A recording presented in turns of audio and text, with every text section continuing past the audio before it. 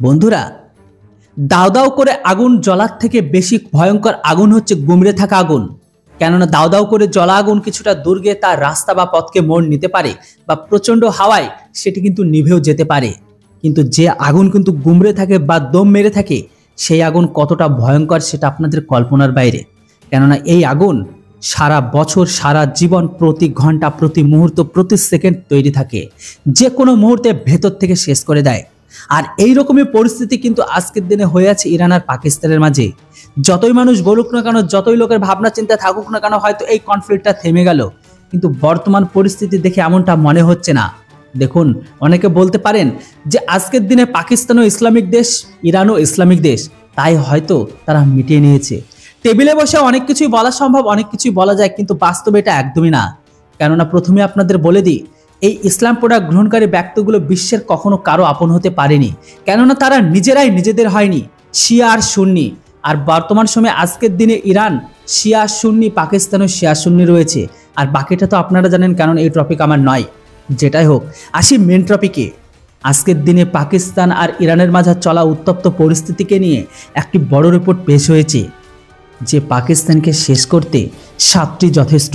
হ্যাঁ বন্ধুরা, ইরানের ভান্ডারে রয়েছে 300 থেকে 3000 কিলো পাল্লার 3000 মিসাইল তৈরি। সাম্প্রতিক সময়ে পাকিস্তানের বালুচিস্তানে মিসাইল হামলা চালায় ইরান।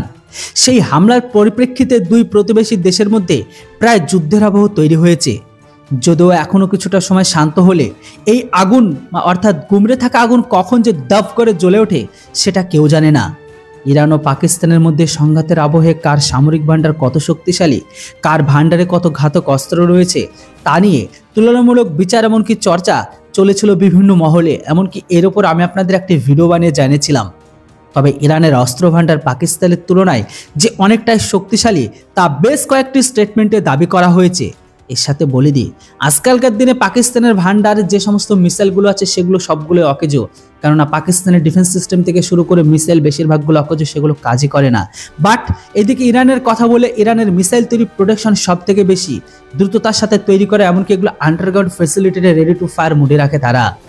সাম্প্রতিক সময়ে পাকিস্তানের বালুচিস্তানের ক্ষেপণাস্ত্র হামলা চালায় ইরান। সেই হামলার পরিপ্রেক্ষিতে দুই প্রতিবেশী দেশের মধ্যে প্রায় যুদ্ধের আবহ তৈরি হয়ে গিয়েছিল। হামলার শিকার হয়ে পাল্টা হামলা করতে ছাড়েনি পাকিস্তানও। তবে তারপরেই পাকিস্তানের পা কাঁপা শুরু। তখনই বলতে লাগে ইরান পাকিস্তান ভাই ভাই।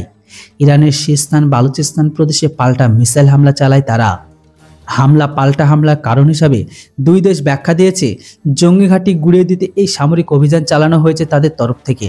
তবে দুই পক্ষের দাবি, হামলায় মৃত্যু হয়েছে সাধারণ নাগরিকের। ইরান এমনকি পাকিস্তানের হামলা পাল্টা হামলার আবহে দুই দেশের কূটনৈতিক সম্পর্ক সম্পূর্ণ ভেঙে গেছে। পাক হামলাকে মোটেও ভালো চোখে দেখেনি ইরান। তাদের বিদেশ মন্ত্রক তেহরানে পাকিস্তানের সবচেয়ে প্রবীণ, এমনকি অভিজ্ঞ কূটনীতিককে তলব করে, এমনকি তার কাছে থেকে পাক হামলার কৈফিয়ত চায় তারা।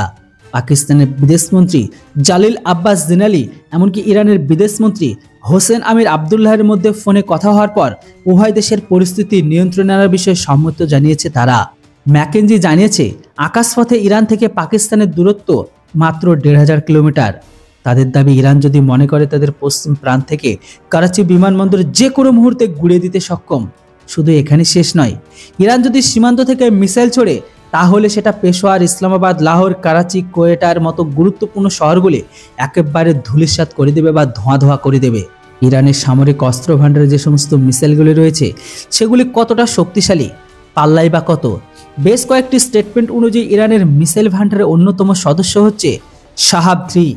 এটি মাঝারি পাল্লার উত্তর কোরিয়ার নোডং-1 মিসাইলের অনুকরণে তৈরি, বা তারই হচ্ছে কপিক্যাট ভার্সন।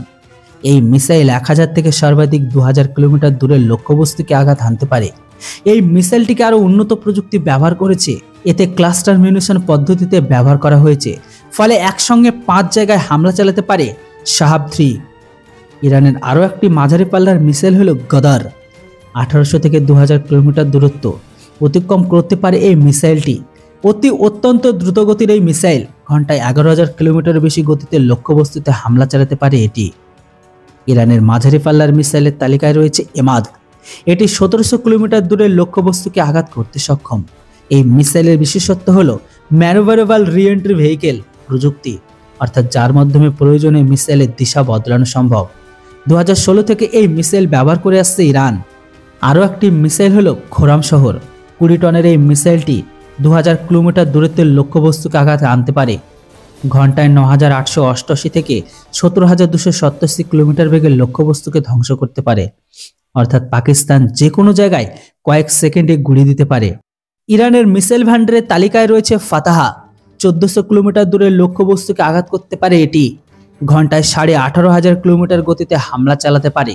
র্যাডারও ধরা পড়বে না নাকি এই মিসাইল। খাইবার সোকান এমনকি সেজ্জিল ইরানের সামরিক ভান্ডারের 2 শক্তিশালী হাতিয়ার। ঘন্টায় 6000 কিলোমিটার বেগে হামলা করতে পারে খেইবার সোকান। যে কোনো মুহূর্তে যে কোনো দিকে লক্ষ্য ঘোরানো যায় এটি। সেজ্জিলও কিন্তু শক্তির দিক থেকে কম যায় না। ঘন্টায় 17,500 কিলোমিটার গতিতে 2500 কিলোমিটার দূরের লক্ষ্যবস্তুকে আঘাত আনতে পারে এটি।